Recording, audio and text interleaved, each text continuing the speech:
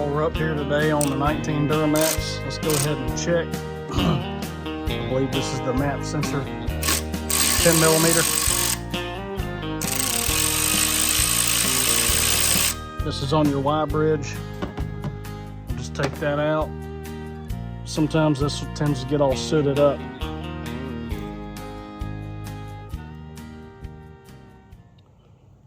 And it's not bad. Not bad at all. Let me see if I got this stuff. Let's try it.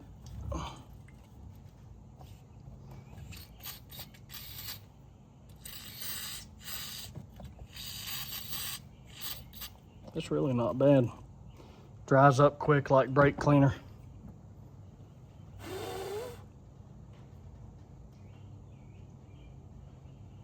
I believe we're good. It's got a little O-ring on it. Just work it on back in there.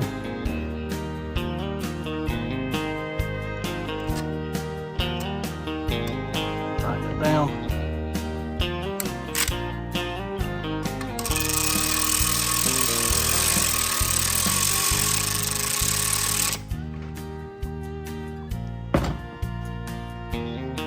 That's it.